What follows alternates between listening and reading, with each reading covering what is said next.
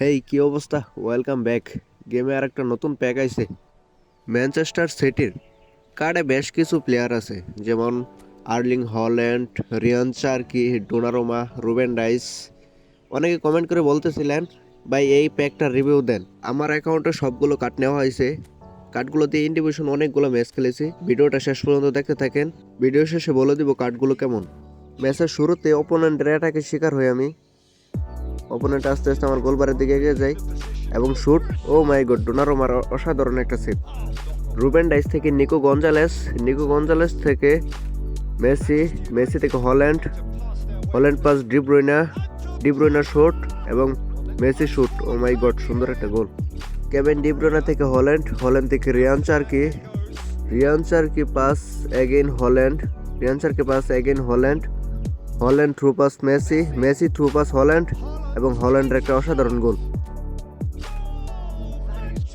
Again De Bruyne pass Messi থেকে Haaland through pass Rayan Cherki through pass Haaland running এবং shoot. Oh my god, হল্যান্ডের একটা অসাধারণ গোল। এখানে আমি একটা কর্নার কিকের শিকার হই এবং opponent ball pi. O my god, ডোনারোমার একটা অসাধারণ সেভ ছিল, এখানে দেখার মতো সেভ ছিল। এগেন অপোনেন্টের অ্যাটাকের শিকার হই।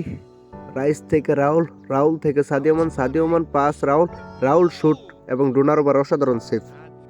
আবার অপোনেন্ট একটা কর্নার কিক পাই এবং ইরুয়েন থেকে শুট। ও ভাই, ডোনারোমার অসাধারণ সেভ।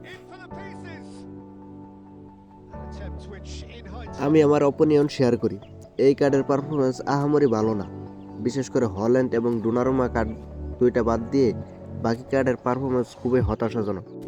সেন্টার ব্যাক কার্ড রুবেন ডাইস আমরা খেলে থাকি সবসময় ডেস্ট্রয়ার হিসেবে, কিন্তু এখানে দিয়েছে বিল্ড আপ, বাট পারফরমেন্স খুবই খারাপ।